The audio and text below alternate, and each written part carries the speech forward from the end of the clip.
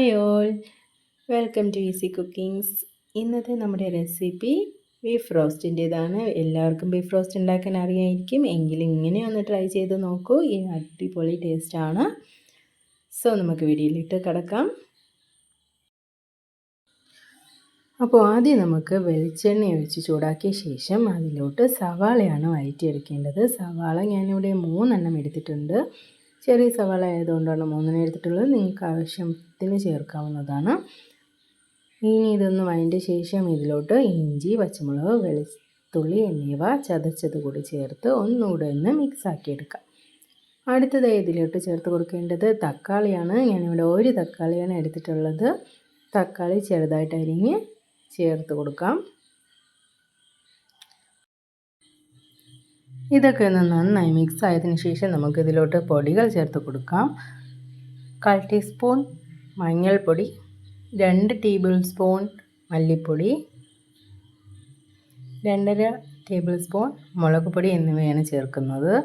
മുളക് പൊടി ആവശ്യത്തിന് എരിവിന് ആവശ്യത്തിന് നിങ്ങൾക്ക് ചേർക്കാവുന്നതാണ്. ഇനി ഇതിലോട്ട് ഒരു 1/4 ടീസ്പൂൺ മസാലപ്പൊടി, 1/4 ടീസ്പൂൺ പെരിഞ്ജീരകപ്പൊടി എന്നിവ കൂടി ചേർക്കുന്നുണ്ട്. ഇനി ഇതൊന്ന് നന്നായി മിക്സിയാക്കി എടുക്കണം.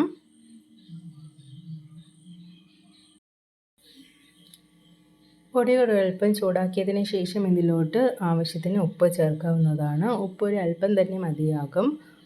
ഇനി ഇതിലോട്ട് ചേർക്കേണ്ടത് വെള്ളമാണ്. ബീഫ് വേവിച്ച വെള്ളമാണ് ഇതിലോട്ട് ചേർത്ത് കൊടുക്കേണ്ടത്. അല്പമായിട്ട് ചേർത്ത് മസാലയൊക്കെ നന്നായിട്ടൊന്ന് വേവിച്ചെടുക്കുക.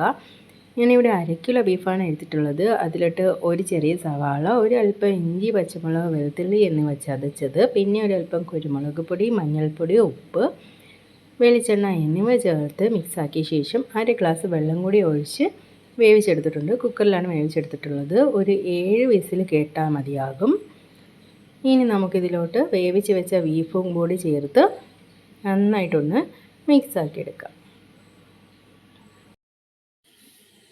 ബീഫ് ആ മസാലയിലോട്ട് നന്നായി യോജിപ്പിച്ചതിന് ശേഷം നമുക്കിത് അടച്ച് വെച്ച് ചെറിയ തീയിൽ ഒരല്പനേരം കൂടി വേവിച്ചെടുക്കാം.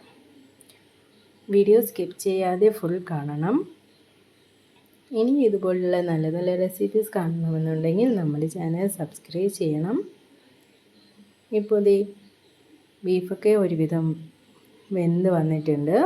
ഇനി ഇതിലോട്ട് നമുക്ക് ഒരല്പം കുരുമുളക് പൊടി, ഒരല്പം വെളിച്ചെണ്ണ എന്നിവ കൂടെ ചേർത്ത് ഒന്ന് യോജിപ്പിച്ചെടുക്കാം. നമ്മുടെ വീഡിയോ ഇഷ്ടപ്പെട്ടാൽ ലൈക്ക് ചെയ്യാൻ മറക്കരുത്.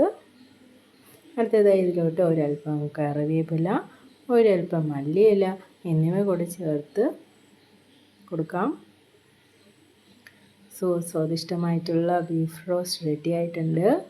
എല്ലാവരും ഇതുപോലെ ട്രൈ ചെയ്ത് നോക്കണം. അതിനുശേഷം നിങ്ങളുടെ അഭിപ്രായം അറിയിക്കണം. So thank you for watching. See you on next video. Bye bye. Take care.